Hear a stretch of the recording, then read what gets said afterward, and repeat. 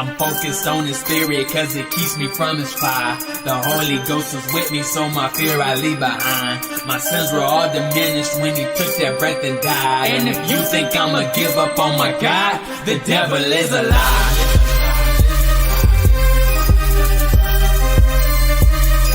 The devil is a lie.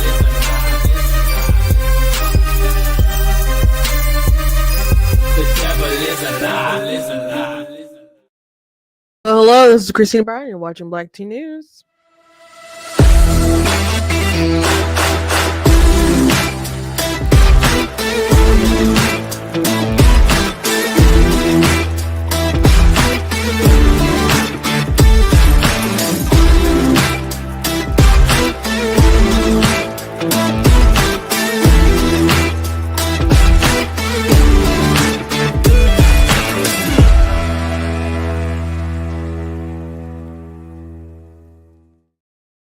Hello. Welcome to Black Tea News. I'm your host, Christina Barnes. Today we're going to be talking about Trump's big announcements on the tariffs the other day.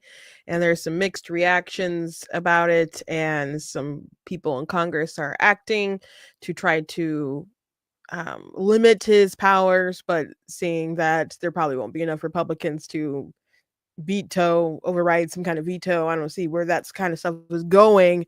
But if I had to guess, I would think that Trump would draw back some of this stuff sooner rather than later because Trump pays attention to headlines and there's a lot that's not great. So anyway, before we jump into everything, I want to encourage you guys to go to blacktnews.com, check out different content on the website, articles, videos, etc. If you like what I do here, please consider leaving a donation at blacktnews.com/donate because it does cost a stream and run my site, all that good stuff so you guys can support. I very much do appreciate you guys. You guys can also check out different merch that's available at blacktnews.com. There's a story that I heard today. You guys know I have that pro-choice men are sus, and I keep saying I'm going to do a series about pro-choice men are sus. There's a basketball player that apparently sounds like he was trapped into a situation where a girl got pregnant, so they didn't get child support. So now they're kind of dueling because he wanted her to abort it, and but he wants to just pay all the child support payments all up front because he just wants to be done with her and stuff. So there's a big debate, I guess, raging on. My sister was telling me about it. And so we're definitely going to talk about that probably tomorrow. I have some more details on it. But yeah, a lot of people who are pro-choice are especially dudes, say they want it for selfish reasons. I guess, you can equate a lot of the stuff down to selfishness, but that's one of the shirts that's available.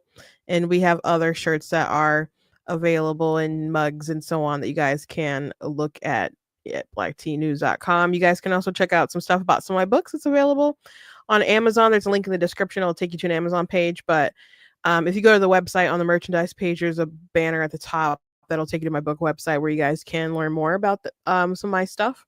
On a personal note, you guys know that I'm going to be at Motor City Comic Con, or at least I've announced it. I don't know who's new in here, but I write things, and I'll be at Motor City Comic Con in May. It's coming up very quickly. It's we're more than 30 days out, but it's approaching fast. May 16th through the 18th. So I will be in Artist Alley, and I just got an email today that announced where my booth is. So I will be at booth I3. I can double check it, but I'm pretty sure it was I3. And so that's pretty much back near the wall of like Artist Alley. Like one end has like the celebrities and stuff. It's like the celebrities and like the autographs or whatever. And then it gets into like the exhibitors where people sell swords and comic books and plushies and costumes and inappropriate things. Like, it depends what aisle you go down. All kinds of stuff that's like a big chunk of the convention. And then it goes into like the crafters and like people who might make, I don't know, custom. I have a friend who makes custom bow ties. For example, I don't know if he was at the last Comic-Con, but he did some cool stuff. Um, and he does bow ties. I think he maybe does ties. I don't know if he's made a tie. Maybe he has, but he's learned how to make bow ties. So he's doing like nerdy bow ties and then hair bows. He does hair bows too. So my sister has some hair bows from him. And this judge that I know who goes to Comic-Con as Doctor Strange, like every year, he like usually builds upon his costume. Last time he went, he had like a comfortable version of his outfit, but he Judge Warren, he got a custom bow tie from him, and it was like of the Constitution and like a flag. Like, so it was really neat. But after the crafters and stuff, then it gets into Artist Alley, and I am on the row that is not facing the back wall, but the other side of that. So pretty far out, but we've been in that section before. We've been moved a lot. So I to say if it's a good spot or not a good spot, I don't know, just kind of depends on the con. And you go a certain amount of times, people expect you to be there, and people buy the next book in the series, or hopefully you guys can convince more people to buy new things and stuff. So wish me luck, but hopefully if some of you are in the area, I will see some of you. I got distracted and I totally did not double check if it was I. Give me 1 second. I think it is. It's I3. So that's my booth number. I'll send out an email or something, but yeah, that's my booth number at Motor City Comic Con, and I will remind you guys throughout that time, but we're fast approaching. So I'm excited. About my stuff. Anyway, I think that's all my kind of announcements. Thank you to those of you watching in the chat. I'm glad you liked my top. Thank you, April. I've had it for a minute, but maybe it was just folded somewhere in my room. But yeah, thank you. So Donald Trump announced Liberation Day yesterday, where he announced reciprocal tariffs, and his chart explaining the reciprocal tariffs are kind of wonky because there's a tax rate that isn't actually the tax rate. And like you'll see some of them that's like at 90% and so on, and that's not how they are. And so even before he announced that, Senator Rand Paul, he had said a speech in the Senate. It's funny how people are like, oh, Cory Booker's, he's just out there and he's doing great, and he's been on the floor for more than 24 hours, and he broke the record, even though he's not actually filibustering anything, and he's just talking nonsense. And then Frank Luntz, we talked yesterday about, this is so important what Cory Booker's doing. This is what people want to do.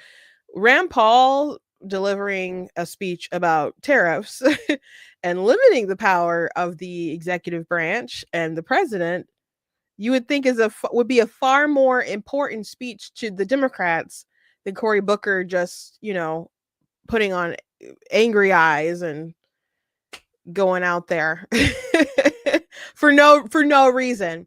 So they did pass something in the Senate, a resolution regarding the tariffs on Mexico and Canada, and they got some bipartisan support. So some Republicans joined on to the Democrats, and Rand Paul was leading that effort.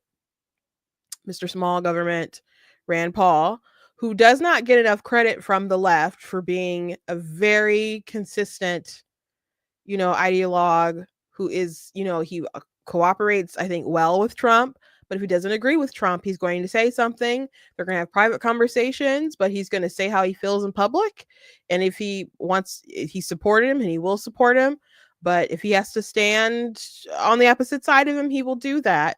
The Democrats don't give Rand Paul any credit. Like there was something some time ago, maybe about a year ago, and Democrats saw a video of Rand Paul talking, and he criticized Trump or something. They're like, "What the heck?"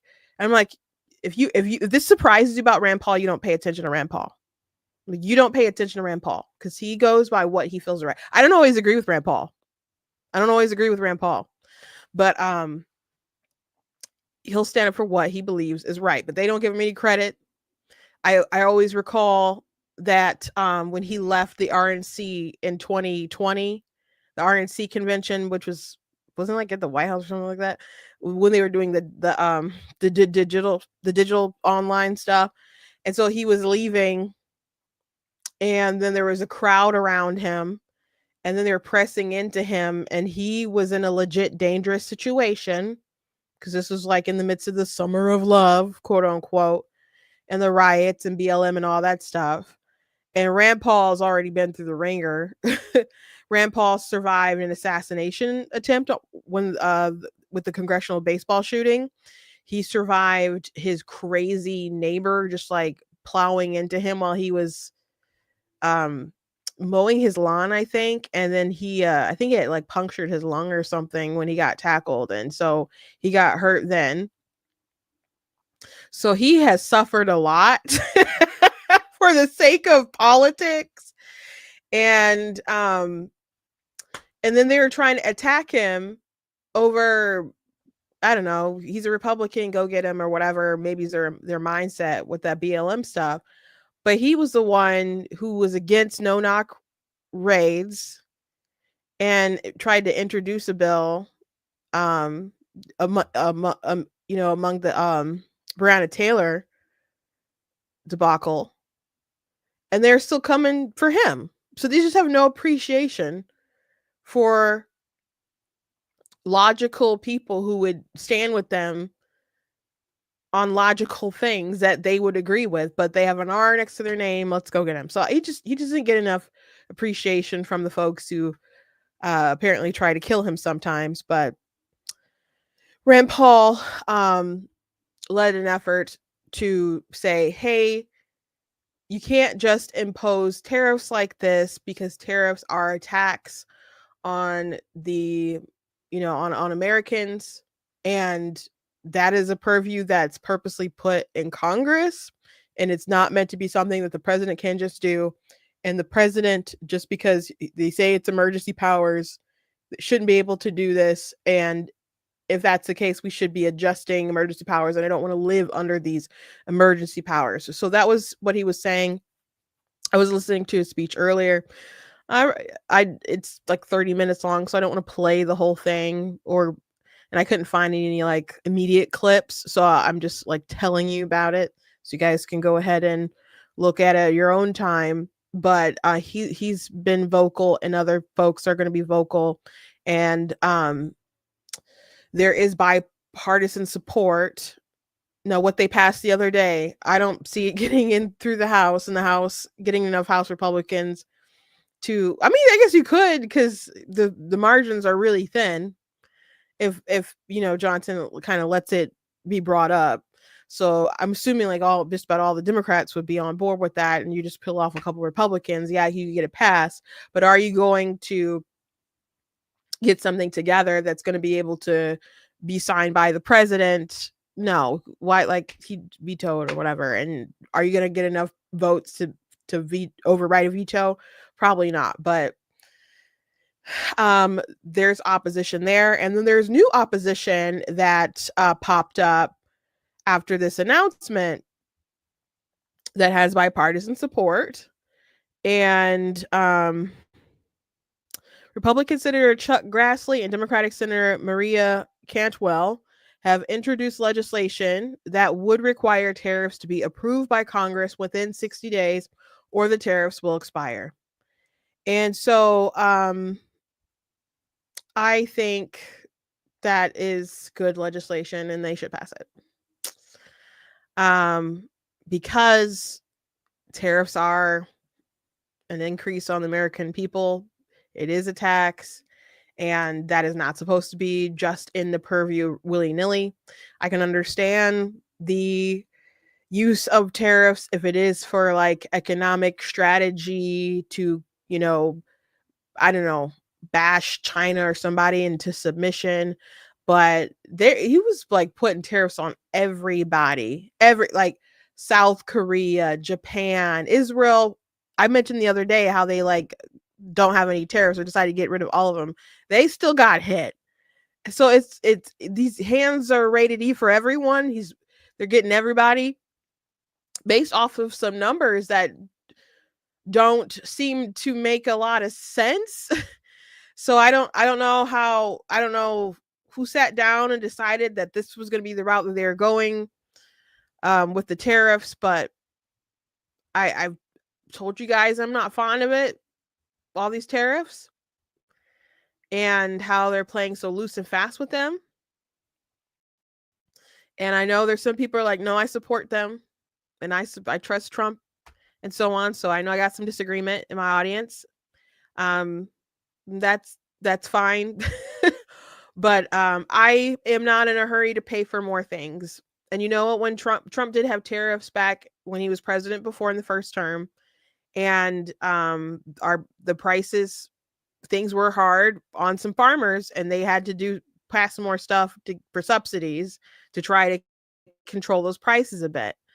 And Trump and his people know that the prices will go up, especially like when they announced stuff on the cars the other day, which they might have even reneged on that already. I'm not sure, but they announced tariffs, and Trump had said, "Hey, y'all better not raise prices." And it's like, well, you're gonna make things more expensive. Are they just supposed to, I don't know, go bankrupt or whatever? Like they're gonna have to raise the prices, and then the consumers are going to have higher costing cars. So there's just issues, and I'm not eager to pay a lot of things. By the way, they yesterday they released a fact sheet that exempted some things from the tariffs, like semiconductors, because that would make too many things too expensive. And the out here might be countries calling in saying, hey, can you exempt this? Can you exempt this from your tariff list? And we will make sure to invest more things in the US. And then that's a headline like, oh, Trump imposed tariffs, and now they're, South Korea is doing more things in the US, and that's a good headline. And they'll say, oh, it's a good headline, and maybe they'll just get rid of stuff after they have enough headlines. But the markets didn't respond well today, which I'm not surprised. But Trump seems to have an actual, it's not just like 3D chess. Like he has a love for the tariffs, and he seems to really have this idea that we're getting ripped off. But the way that his fact sheet works, it doesn't seem like his thought process of us getting ripped off by everybody makes a ton of sense, to be frank. And if you disagree with Trump, or let's say you agree or disagree, maybe on this issue you agree, or maybe on this issue you don't, you agree, maybe you disagree, whatever the issue is that comes up with Trump, if you disagree with him, I think it's important to voice your disagreement.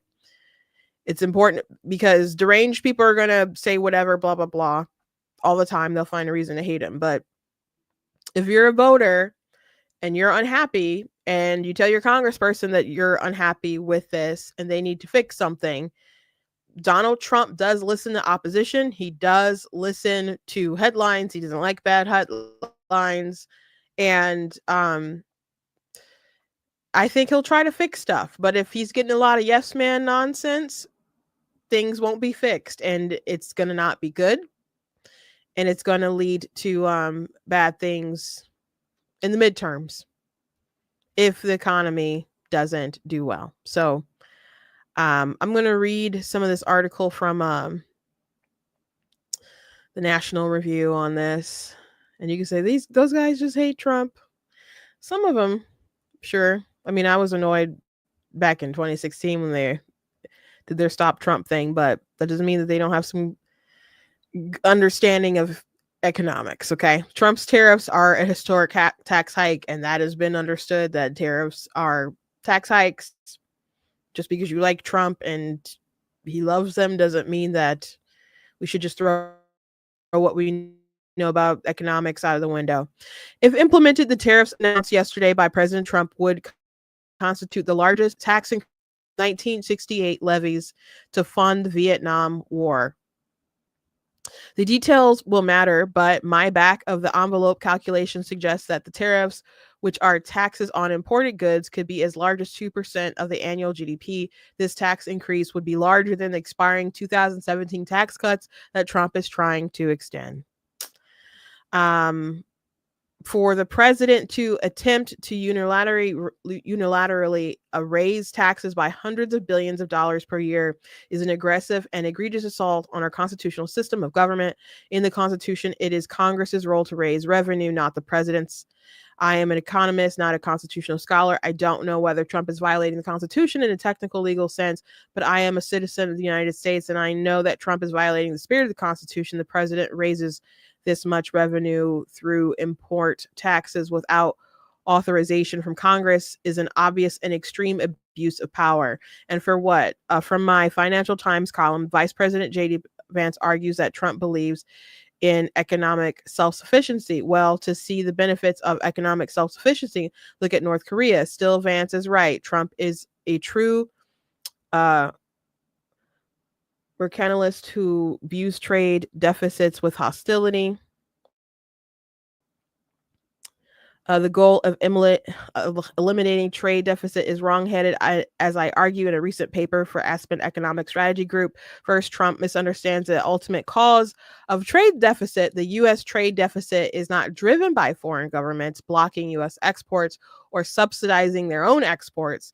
Instead, the trade deficit is driven by the savings and investment decisions of American households and businesses and by the taxing and spending decisions of the U.S. government. The U.S. spends more than it produces. The U.S. invests more than it can finance through national savings. Simple national income accounting demonstrates that this state of affairs requires that the U.S. also run a trade deficit. Trade policy can affect bilateral trade flows, but it cannot counter these broad macroeconomic aggregates. The second reason, if your goal is to reduce the trade deficit, then your goal must also be reducing flows of foreign investment into the United States. When the U.S. consumes and invests more than it produces, it must be running a current account deficit. To finance the deficit, the U.S. sells assets to the rest of the world and capital flows into the U.S. from abroad. It is also helpful to consider an temporal context. Today, the U.S. wants to invest more than it saves, so it must attract foreign capital. For that foreign capital to exist, the rest of the world must be saving some of its output and income. So some of the output of foreign nations flows into U.S. markets. Foreign direct and portfolio investments are votes of confidence from other nations in the U.S. economy and more broadly, U.S. as a whole. These investments make workers more productive, increasing their wages and incomes, and make U.S. firms more competitive. Because the trade deficit and foreign investments in the U.S. are linked, waging war on the former is waging war on the latter. The consequences of that war is to reduce the wages of U.S. workers and incomes of U.S. households. Because President Trump frequently cited the supposed job-destroying effects of the trade deficit, the third reason that eliminating the trade deficit is a wrong-headed goal is that wiping out the trade deficit would not increase employment in the United States. In addition, eliminating the trade deficit would be partial retreat from economic engagement with other nations, but the post-World War II liberal international order, of which free trade is a major component, has been a bedrock of peace and prosperity on both sides of the Atlantic for 7 decades. The fifth reason relates to the role the U.S. plays in providing liquidity to the global economy. The liquidity provision makes the trade deficit central to the global economic stability. Demand for U.S. Financial assets is driven in part by the dollar's role as the gold reserve currency and as a currency in which many global transactions occur. This reduces the cost of foreign borrowing, allowing the US to consume and invest more than it produces at relatively low cost. Finally, an assault on the trade deficit is an assault on economic liberty. Free exchange is good. As a general matter, two parties should be left to their own judgment as to whether a voluntary transaction makes each better off, free from the interference of government. I run a substantial trade deficit with my grocery store, which makes both my family and my store better off. Similarly, free trade between individuals and businesses in different nations makes those parties better off. Economic liberty is not an absolute good, and of course, there are times when it should be curtailed, but in the absence of strong reasons for curtailing it, in a free society, it should be the default position of economic policy. Indeed, a free society has little choice but to accept free trade. The economic policy, the economic police state required to eliminate the trade deficit would be so intrusive as to substantially reduce not just economic liberty but political liberty as well. Moreover, Trump's tariffs will not close a trade deficit. They will decrease, not increase, manufacturing employment. They will reduce the competitiveness of manufacturing companies. The assault on the Constitution is exchanged for economic damage to manufacturing and more broadly to workers, households, and business. The president prides himself on deal making. This is a raw deal for the United States. So, I mean, so if Trump just really, when he talks about the trade deficits and like, oh, they're, and just feels like they're ripping us off or whatever, there's, we have, we're a very large country with a lot of people, and we have a lot of buying power that other countries may not necessarily have, and we may get more products from them than, you know, than we may export to them, and that's okay because we find value in those products. So it's not necessarily a bad thing that there's a deficit, but if that's an automatic deficit, is they are ripping us off, and you take the deficit and you do some voodoo magic to get your numbers to say that's the rate, that's, it's just confusing the heck out of people. Because it's all very strange. What Trump is doing with his chart. Now let me see if I can pull one up. Because his chart isn't accurate.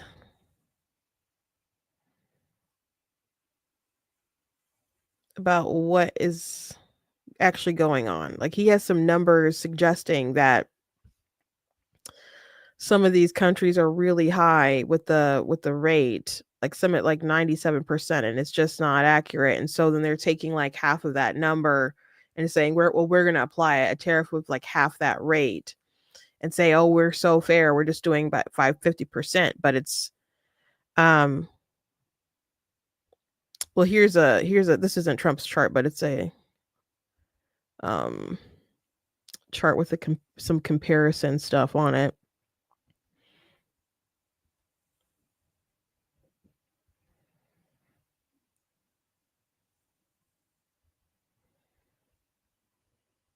Like, the Trump White House claimed like Taiwan is at 64%, and that's Thailand is at 72%, and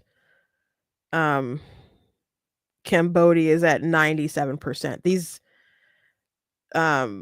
numbers aren't correct as far as the rates go, that they're peddling to justify needing to raise the rates. And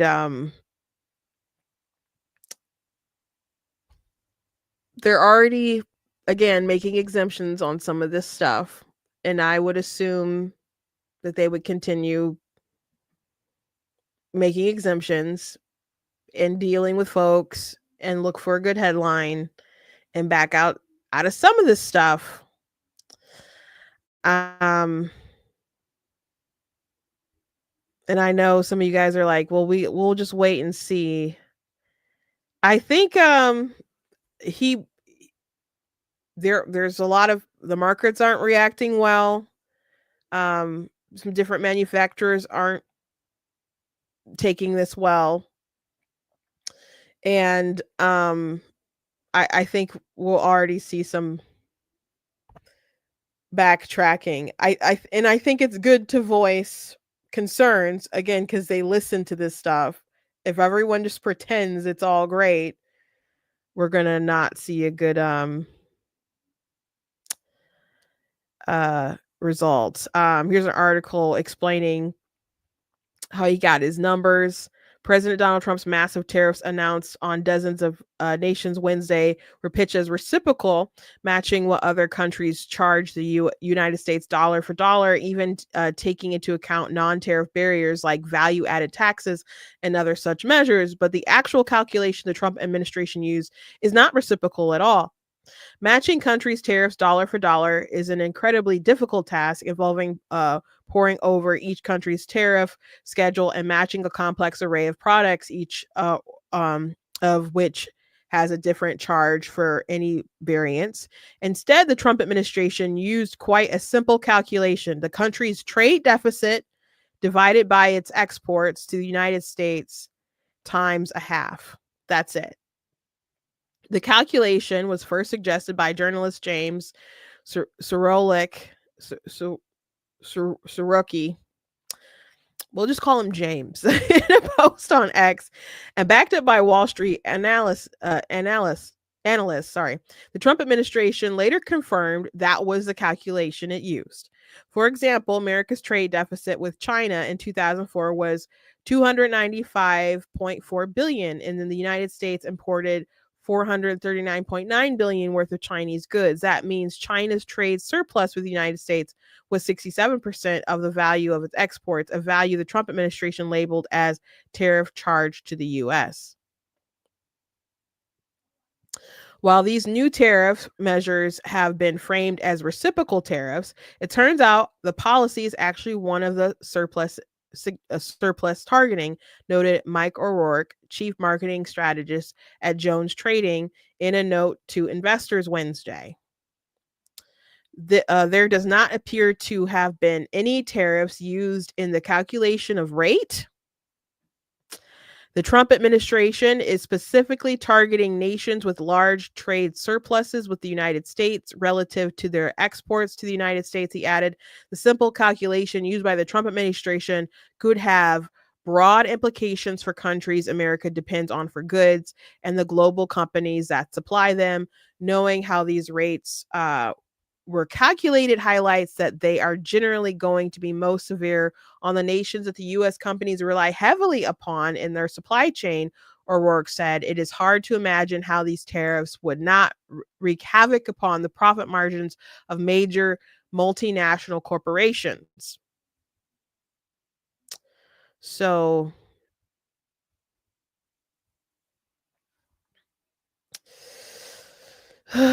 that's an issue. That's an issue. So I understand, like, there's a lot of folks on the right that I'm seeing on X that are concerned, and there's a lot of people who are just cheering it on and saying you guys are squishes, and even like resorting to, yes, your prices will go up, but it's nothing that's important, so you don't need that Xbox, so stop complaining. Like there was is it Prison Planet who said that? It was they have a decent sized following in and I'm like, that's not the pitch we want to make to the American people. Like, the American people were complaining about their groceries being too high, things being too high, and they wanted things to go down. And people out here are now saying, yeah, prices are going to go up on stuff, but like, you'll be okay, get over it, because they know that there's going to be some short-term damages, and they're hoping for long-term investment gains. And what are those long-term investment gains that they hope to make? Well, they want people to invest more jobs back in the United States, more people to make products in the United States, so people will maybe be able to have those jobs or whatever. And that's great, and that's fine. But there's some things that people get done outside the United States because there's no infrastructure to do them in the United States right now. That doesn't mean they can't change, but there's some things that are um, maybe not native to the United States. So they need to get done outside the United States. Like Ben Shapiro was talking about a friend of his who does jewelry, and some of the stuff, they're an American company, but some of the things they have done, they need to get done out of the country. And I guess they'll finish do other things inside, and they'll sell and they employ people within the United States. But some things, yes, you do need international cooperation with stuff, and you may need to do things outside the United States to get some stuff done. And so you're not going to be able to just have every single job come into the United States. And there are some tasks that are performed in other countries at lower rates. And the more jobs you import and more things that are done in the United States, they'll probably become more expensive. So your things will become more expensive. Maybe you'll have better paying jobs and more jobs in general. But that doesn't mean that the prices won't go up. And then there's the idea that we should get rid of income tax and just go back to funding tariffs, because we were doing that before, and why have the income tax, etc. We can get rid of that. Maybe that's the Trump has hinted at it, and other folks have talked about, like, oh, it'd be great, we could go back to tariffs, is how it was in the past. Well, you're not gonna be able to do that unless you considerably shrink the size of government. There's an astronomical difference, even in today's dollars, for how big the government was back then versus to how big the government is today. Are you going to substantially get rid of not just social programs, but like our military? Really price that down? I don't think so.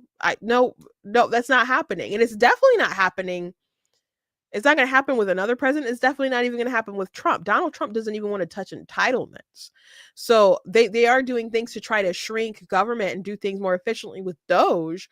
But where a big chunk of our money is spent, they don't even want to touch that. And the reason, and it's not because of some kind of big, I think, moral objection to it. They just understand that it's political suicide to do anything restructuring with Social Security, even though they know that there's a big problem with it and you're going to run out of money. Like, they know there's issues, but they don't want to touch it. And Trump is still eager to spend lots of money doing other stuff. I don't know if he's going to go ahead, for example, to actually try to pay for IVF, which would be astronomical. And I don't think I have ethical reasons, objections or whatever, but just from a financial standpoint, like it's a lot of money to spend, especially at the taxpayer expense, for something that doesn't have a great success rate. I don't think, not for the price tag that would be imposed on the American individual. So if he wanted to start subsidizing and paying for that would be a huge bill that he had kind of thrown out there and suggested. Now, it could be that he doesn't do anything with IVF other than an executive order that he signed, which was basically a fact-finding mission to lower the cost. He might not do anything else with it, to be frank. So, but they talked about childcare, wanting to make childcare less expensive, and I don't know what methods they will have, but it seems like they kind of are willing, pitched it at least during the campaign. That's would be more money, more expense on the American taxpayer.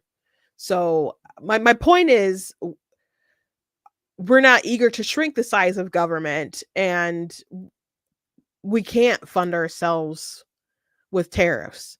And then also, if we move all of our jobs back in the United States, how are you going to generate the revenue, I guess? If we don't, if, if you move everyone back in and you don't have the big international economy like that, where you're going to get that revenue from. So you have to go back to the taxes anyway. So there's all kinds of questions to ask about the long term impact of all this stuff. There's also the question of who's going to do all the jobs. There's some good paying manufacturing jobs, but there's some good manufacturing paying jobs that are available that some people don't want. And then um automation is always being revolutionized, and you have union workers trying to fight against automation because they don't want their jobs to go. But one of these days that's going to win out. It's winning at the grocery stores. I mean, there's people who still stock shelves and cash out people, but mainly you do a lot of that stuff yourself with self checkout. And I've been against self checkout for a long time because I have felt like, well, that's somebody's job, and I don't like doing it. It's probably the biggest reason I don't like personally doing it myself. But it's more likely that I will end up just going to, because it used to be just like a few things. Now, like Myers, which is Michigan chain grocery store, um the most of the checkouts, there's still lanes, but they barely have people on those lanes, and they have a big row of self checkout on both sides of the store. It's not just like like 4 lanes of you can go check out stuff. They keep expanding it. So they've accepted it, and to them it's, probably for the best, cuz wages are a very expensive cost for businesses. So, McDonald's, you can go through the drive-through and a robot will take your order. Have you guys been inside of McDonald's where a robot will bring you your tray of food? So there's all kinds of ways that technology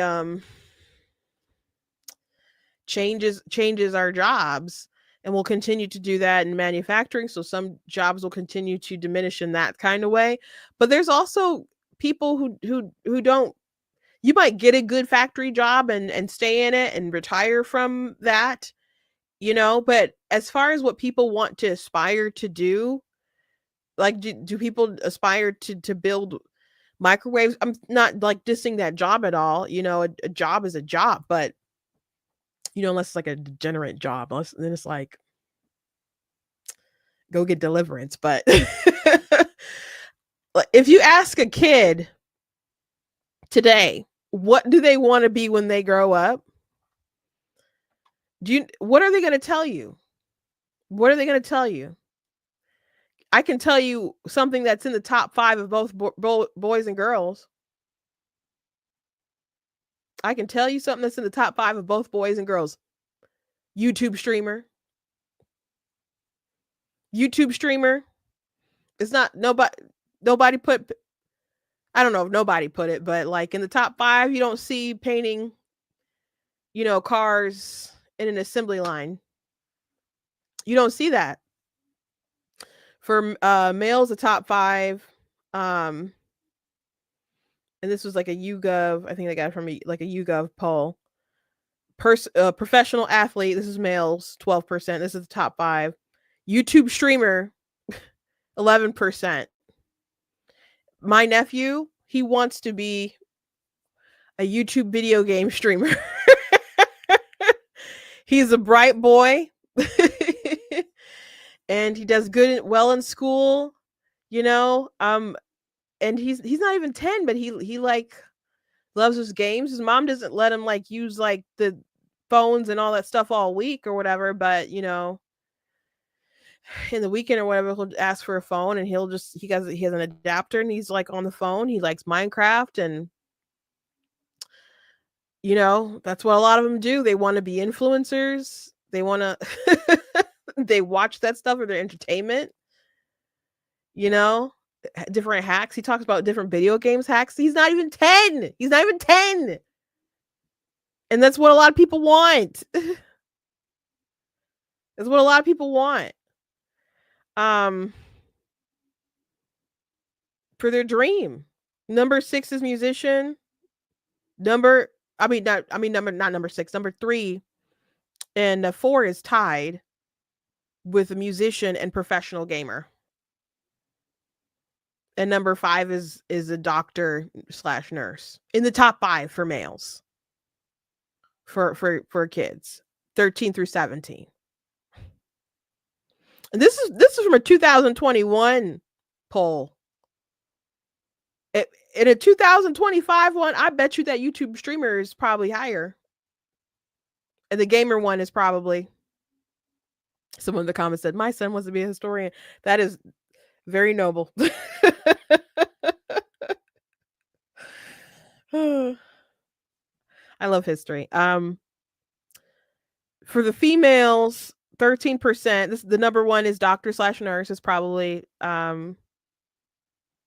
not surprising. Lots of girls want to be doctors or nurses. Then the second one at 11% is an actress. And then it's a musician with 9%, artist is 7%, and then YouTube streamer is at 6%. And so you can see like the different priorities between girls and boys there. With the number one thing males want to do is something, physical with the athletics. Now, of course, not everybody's going to make it to the NBA or, be able to play professional baseball or hockey and whatever they're aspiring to. And people are going to need like real stable, steady jobs to fall back on, in life and take care of their family. And that's just how a lot of these things are. A lot of folks will end up, doing blue collar jobs and enjoy it. And that's how they'll, put their kid through college. But this is I'm just talking about what people aspire to do. And I'm not surprised that the number one thing is like, for women is like something that's like nurturing and like taking care of people, like doctor slash nurse. My niece, Sophia, she wants to be a singer. So I guess that would kind of be like musician. But she likes the YouTube stuff too, man. She's a little shy though. She doesn't she says she will sing in front of like on stage and stuff when she's a grown up. And I have to tell her, what, you don't just automatically not be afraid of things and you stop being shy when you are a grown up. You have to like work on that through life. So it's better to try to break through that. So I did convince her to sing for Christmas. And so I don't know if I'll get him on stage for Easter. We're negotiating. We're negotiating. But the dreams of bringing like all the jobs back from overseas and doing all the manufacturing and everything in the United States, I'm just saying I don't think it's a realistic dream, a realistic goal. I think some things, especially during COVID, it's apparent that some things are like maybe a matter of national security where we should do things closer to home, if not in home. And one reason why people are looking to do things in Taiwan rather than in China. And then we still hit Taiwan with tariffs and stuff. And we need to incentivize, I don't know, people doing business away from China and being the US being a powerhouse that people will work with and want to invest in, and we work with them. And I just feel like too much like bullying a bit may incentivize people in the wrong direction. So I'm uncomfortable. I'm uncomfortable with the state of affairs today and yesterday. And I hope these things change very quickly.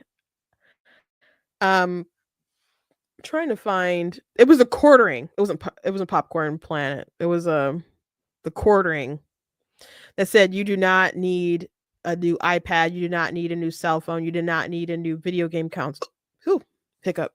You do not need a new video game console. You want them. There's a big difference. And if you look at the people whining about the tariffs, I challenge you to ask them how their lives have been affected in any way. Will change. And they'll just keep expanding that. So you don't really need a new car. And I need a new car.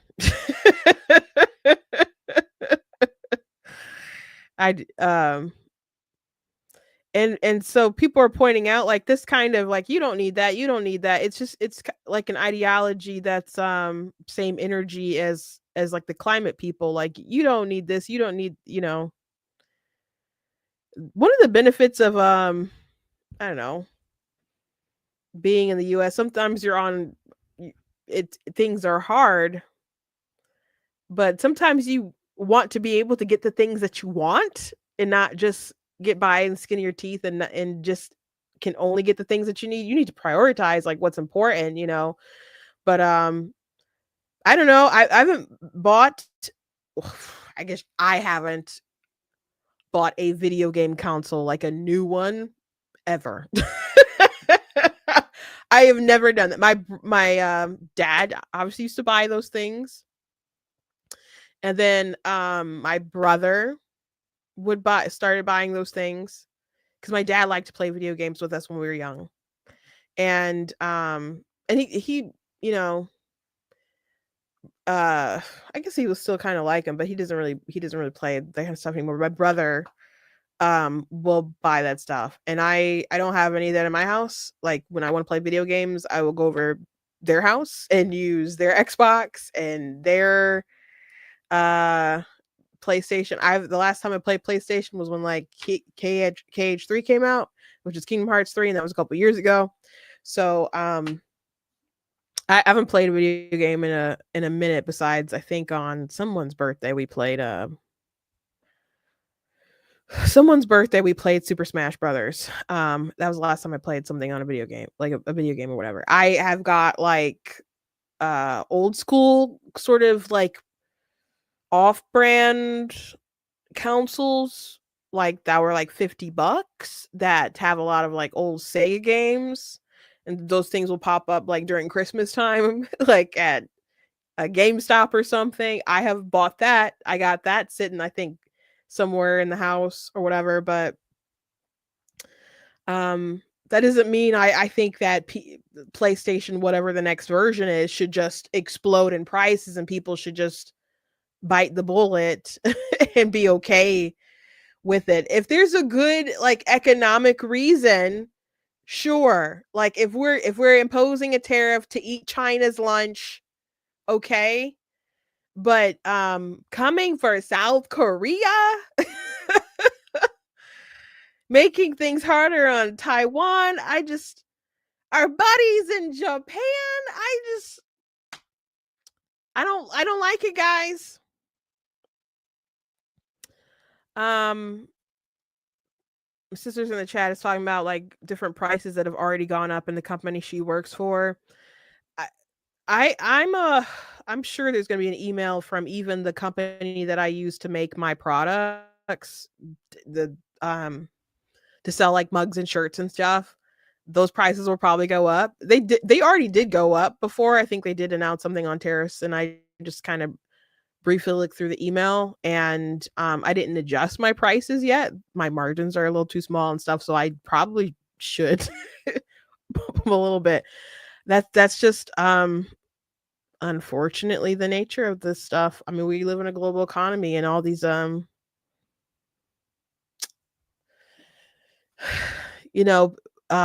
we get a lot of stuff done overseas at different places because it's cheaper. Eric July, he's a libertarian. He has his own comic book company, and he said it's going to be really interesting seeing how these tariffs play out because he opted to just do everything himself. He like prints his books and binds them, ships them, and I don't know who makes like all his like extra like swag products or whatever, but they do basically everything in the United States. So he said his stuff, from what he understands, won't actually be affected that much, but other comic book companies, do things using stuff that's outside the US, so that will probably impact the prices or whatever. So he's interested in kind of watching that market and how that plays out. But he says he'll be good because he does a lot of stuff in the United States. So his stuff, because he does everything in house though, his prices they're not cheap books. And people are willing to buy his products because they appreciate his vision and what he's doing, and they, and he likes to treat his customers well, and they respect him. He's got a lot of haters who don't want to see him succeed, but he's got a lot of people who want to see him do well. But it when you do everything yourself, there is you know can be definitely an additional cost. Let me see if I can find his tweet about it.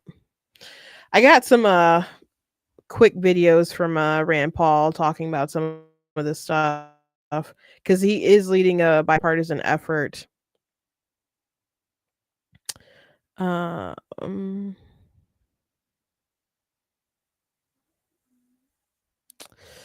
yeah, he's got some thought. I don't think he really comments that much about politics anymore. I think he mostly focuses on his um comics, which they are, consistently popping out stuff, and I wish him well. He's, selling millions of dollars at a time. Uh the tariffs. Uh Trying to I saw his tweet about it earlier today, but I don't know if it was from today. I guess it could have been from yesterday.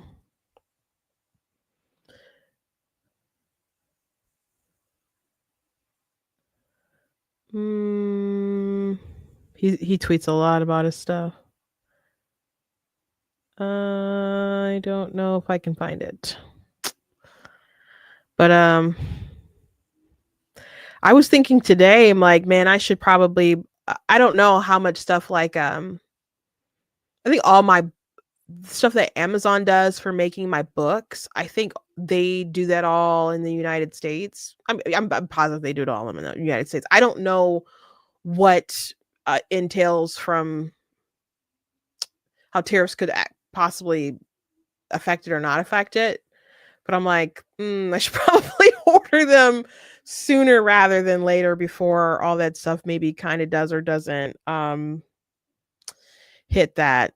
So I might usually I wait till last minute to kind of buy that stuff. Uh oh, I found it. He said, when it comes to product fulfillment, things are about to get especially interesting. A lot of folks rely heavily on foreign manufacturing. We don't. And the recent tariff increases are going to expose that. Many have already taken money for orders months, in some cases years ago, and priced their products based on previous cost estimates.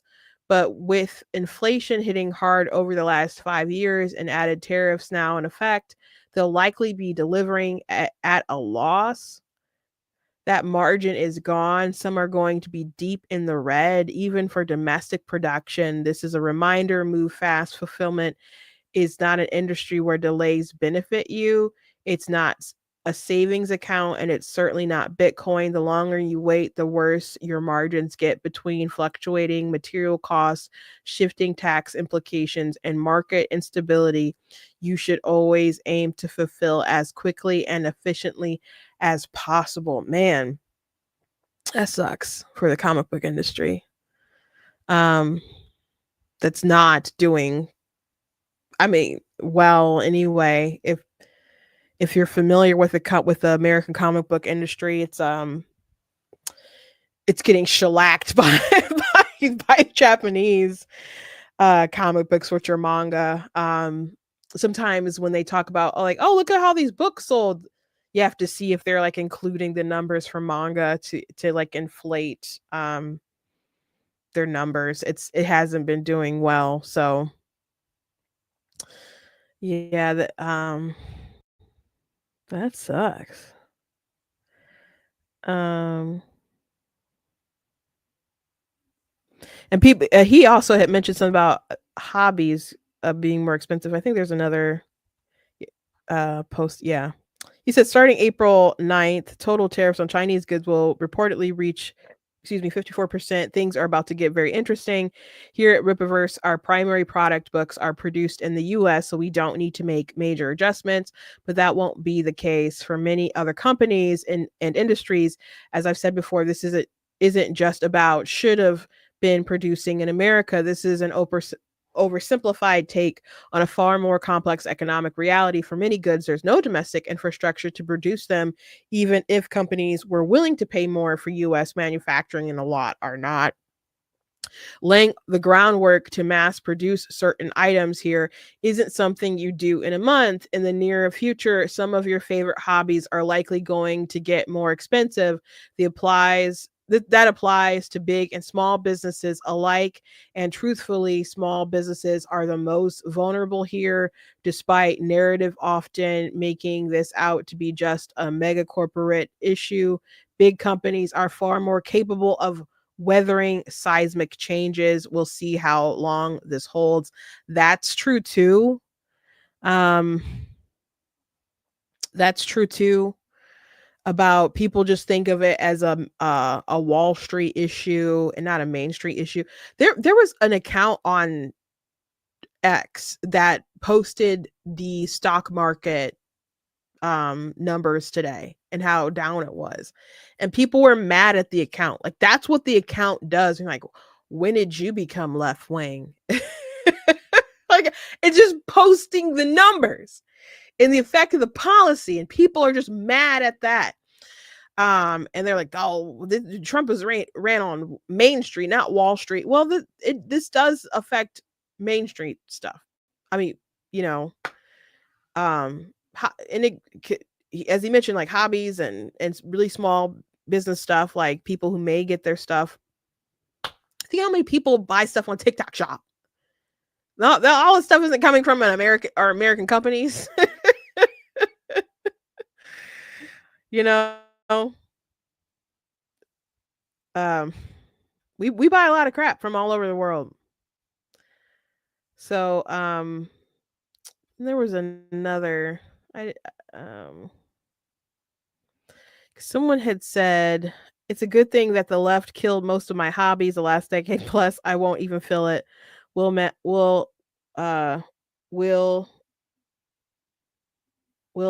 fill that vacuum? I don't know what that's supposed to be. Here's hoping that doesn't double. Throwing this out here, no shot at you. It shouldn't double. Japan is also part of the reciprocal tariffs. They're now at 20%. They also produce lots of their physical products in China, which is important to note with regards of how those goods are classified upon import, thus taxed. So a lot of stuff going on. Someone in the comments said that Trump is going to invade Russia. Did I miss some news? Or are you just saying stuff? Because I don't see that happening. I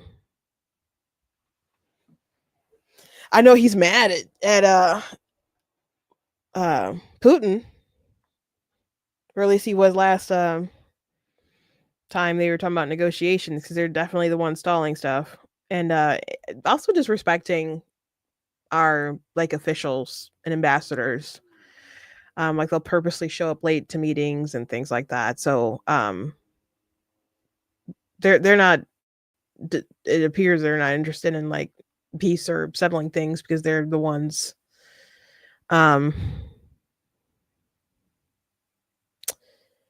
Easy invade, we win. Okay. That is not an easy invade, because that there's just a lot of global repercussions that could happen there, and Trump doesn't have an interest, I would say, in going into invade Russia, especially not on Ukraine's behalf. Like, I'm not saying there's never going to be an instance where we don't have to throw hands in that regard, but I just think there's other kinds of ways of sabotage and sanctions that we might consider before let's go put troops on the ground to go die in Russia. I don't and things get obviously very tricky when you start dueling with nuclear powered foes. we will invade Russia with tariffs. Um, well, it looks like we're invading everyone with tariffs right now, so I don't know if they're standing out. So, you guys have been kind of quiet in the chat today, but so again, if you disagree with Trump and what he's doing, I think it's important to say stuff and to speak out because they do respond to headlines, and I think it's got to be more than just screaming crazy cat ladies who are upset and always screaming at Donald Trump or whatever. But there are people in the Senate who are responding, and like I said, Rand Paul is like pushing this bipartisan effort to try to wrangle in Trump's powers as far as being able to just declare tariffs, which are taxes on American people. What's the rationale for getting behind this? Well, one, we should not live under emergency rule. The Constitution said taxes are raised by Congress. Most specifically, taxes originate in the House and come to the Senate. So I'm against emergency rule. But on the tariffs in particular, on the idea of trade, trade is proportional to wealth. The last 70 years of international trade has been an exponential curve upwards, and the last 70 years of prosperity has been upwards also. We are richer because of trade with Canada, and so is Canada. Whenever you trade with somebody, when an individual buys somebody else's product, it's mutually beneficial or you wouldn't buy it. If the trade is voluntary, it's always beneficial. There is no Canada versus the U.S. The consumer wins when the price is the lowest price. Tariffs raise prices and they're a bad idea for the economy. But what if this... Senator Rand Paul. He also said something about political repercussions of tariff policies as well. Tariffs have also led to political decimation. When McKinley most famously put tariffs on in 1890, they lost 50% in the next election. When Hart Smolley put on their tariff in the early 1930s, we lost the House and the Senate for 60 years. So they're not only bad economically, they're bad politically. So I think if things go south, even a little south with the economy, you know, it just really stalls Trump's agenda, and I don't think that's a good thing. At least for good things that I want to be done, and I don't want to pay for more stuff. I don't want prices to go up on cars and all kinds of stuff. I don't. I'm sorry. And you guys can say we got to bite the bullet for a long-term gain. I'm a little confused on the master plan. And if you think you know the master plan, I find that hard to believe. Trump at his core really does seem to believe that just tariffs are good, and I don't think it's just negotiation tactics or whatever, but regardless, I don't like I'm with Rand Paul. Like, I think they need to limit what can be done about the tariffs. I think the bill that they're trying to get passed, or they're pushing, and they just introduced to say, hey, you can't, if Congress isn't on board with the tariffs in like 60 days, then they expire. I think we can at least do that. So, the danger when people would talk about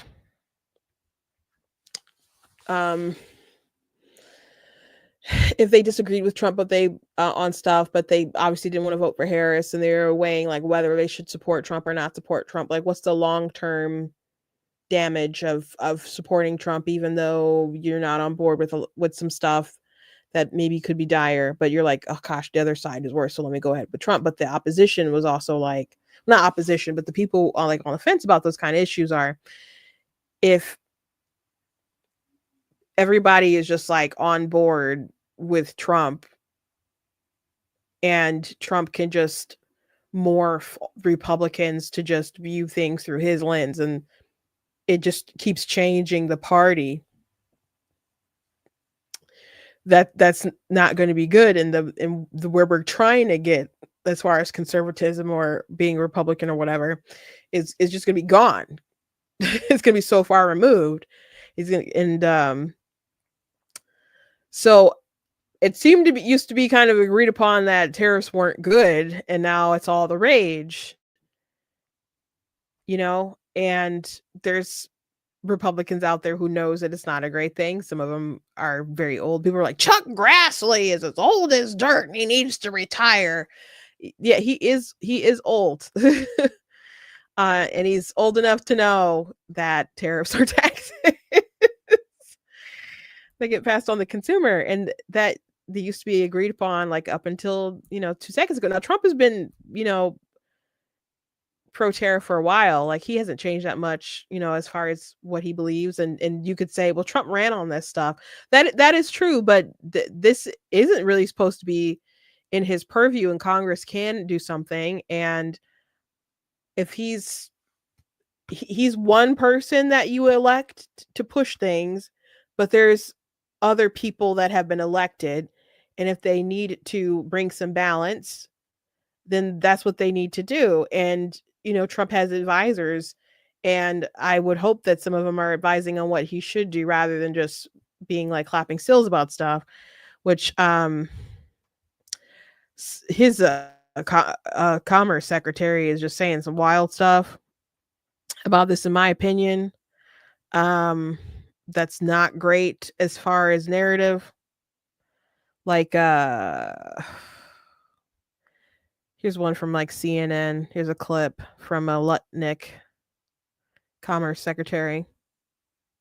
But in the interim, this takes long. Unraveling globalization takes a long time. This isn't just an overnight fix. And then the interim, prices will go up. You even hear from the president himself, there will be short-term pain. We're going to see in the next few days likely prices going up at the grocery store. What do you say to those Americans who put Donald Trump in office to lower prices, not raise them?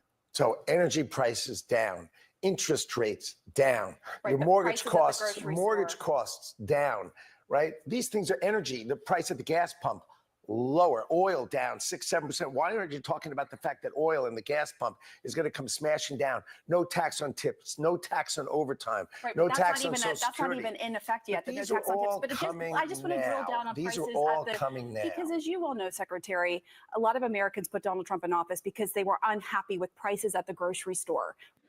Yeah, so that's lame. Sorry, that's lame from the Trump administration. She's bringing up a good point. Like, people don't want their grocery prices to go up, and that's one reason why people were saying, I'm voting for eggs, I'm voting for this, I'm voting for that.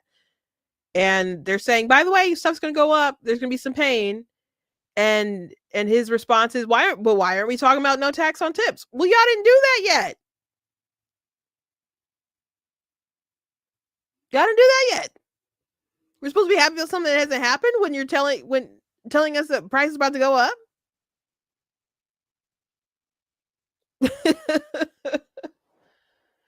Like, no tax on overtime. Okay, people's overtime is still being taxed right now. Their overtime is still being taxed, and their groceries bill is about to go up, and they're supposed to be just okay with that. I just want to remind people that criticism is not regret. I'm still glad Kamala Harris lost. Don't get me wrong. But I understand they got to go out there and defend Trump's policies and what he thinks and believes are on his team or whatever. But that's not going to play. That's not going to play. That's not going to convince the American people. They're going to lose the midterms. They're going to lose the midterms, man. Here's another clip. You're going to see employment leaping starting today. So if employment, in fact, leaps, and we'll come back to that, it may not help much if prices themselves are also going up. So let's just level with people. In the short term, every economist seems to think the prices will go up. Should people be prepared for that, and for how long? Well, I think you have to sort of understand how things work. When tariffs come into place, foreign goods may become a little more expensive, but domestic goods do not.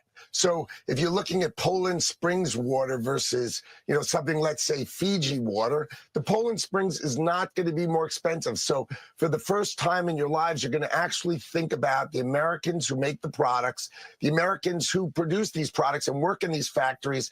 It's time for us to take care of them instead of taking care of the world. You're going to see employment leaping. So they're telling you prices will go up, but they're just basically saying, well, just buy American. There's a lot of stuff that people get. Like, again, there's some things that aren't manufactured in the United States that we don't have the infrastructure to manufacture them in the United States at the moment, and some things that you can't do in the United States, even for American companies that mostly do things in the United States, or some things they'll just do small that are just cheaper, and then they'll do a lot of the work in the country, but it still makes prices go up. It still make prices go up. And you can say, well, in the long run, people move jobs to the US, more people have these jobs, if they even want to do those jobs. And then that's just good for the people who are going to take those jobs, but the prices are still going to be expensive for the consumers. So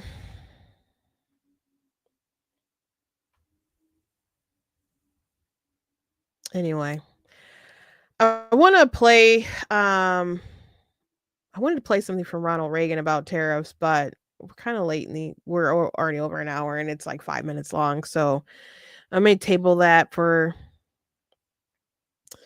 tomorrow, but yeah, when I saw those reciprocal tariffs on like Japan, Taiwan, South Korea. But again, they're already like doing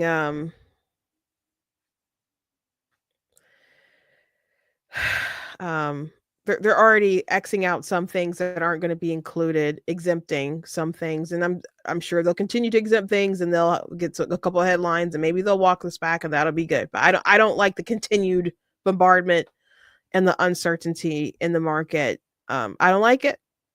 But again, if you're promising me that I'll have to pay some more money for stuff, I like that gas is down. It did go a little up though. I like that, but you can't say, oh, look at no tax on tips and no tax on overtime. And by the way, that if you're a salary worker, what does that matter? What does that matter if your job is salary? Your job is salary. You can't just say, oh, no tax on tips. Therefore, get over the tariffs that make everything higher. That doesn't work. Anyway, those are my concerns. Those are my complaints about this stuff right now. And we'll see. I know some of you guys have a wait and see attitude. I hope we see something positive and a restructure very soon. Doge can't be the only thing that you rely on to have a great presidency. But I hope Congress does curb this stuff a bit. Anyway, please go to blacktnews.com, check out different content on the website, articles, reviews, etc. If you like what I do, please consider leaving a donation on the website because it does cost a stream, run the site, all the good stuff you guys can support. Very much do appreciate you guys. You guys can check out some of my books that are available online. There's a link in the description for watching on Facebook and YouTube that'll take you to an Amazon page with some of my stuff on it. I'm looking forward to Motor City Comic Con. That's a little more than a month out. And I did let you guys know earlier where my booth is going to be in Artist Alley. So that will be fun for sure. Hopefully me and my sister are right next to each other. That's usually how it is. I'll have to call her after I get off with you guys. But anyway, I'll let you guys know. God bless, and I'll see you tomorrow.